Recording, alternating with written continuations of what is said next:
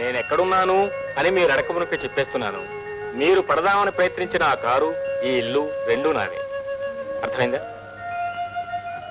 నీ కారు నన్ను చంపకుండా నాకు చాలా అన్యాయం చేసింది బాబు. అలా అనకండి. ఎంతో జీవితాన్ని చూసిన మీరే ఎలా బాధపడితే అలా చెప్పండి. అవును, మీకు భార్య బిడ్డలో ఎవరు లేరా? ఉన్నారు బాబు, భార్య ఉంది, పిల్లలు ఉన్నారు. మరి ఉంటే ఎందుకులా మీరు? కొడుకుల దౌర్భాగ్య జీవితాన్ని కళ్ళారా చూసి ఆ విషయం నా భార్యతో చెప్పడానికి మొహం చెల్లక. చూడండి, కొడుకులు పుట్టలేదని కొందరు బాధపడతారు, పుట్టిన వాళ్ళు ప్రయోజకులు కాలేదని మరి కొందరు బాధపడతారు. అదే విచిత్రం, అదే సృష్టి. ఆఫ్ కోర్స్, ప్రయోజకులైన కొడుకులు కూడా పెళ్లాల చేతుల్లో కీలుబొమ్మలై తిరుగుతూ ఉంటే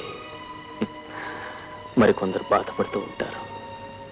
it is sheer bad luck. Ravi, Ravi, ఏమిటేదో యాక్సిడెంట్ జరగబోయింది, నీకేం దెబ్బలు తగలేదు కదా? లేదు డాడీ, ఆయన నా కారు కింద పడిపోయారు. అరే మరి డాక్టర్? అవసరం లేదు డాడీ, ఫార్చునేట్లీ ప్రమాదం ఏం జరగలేదు.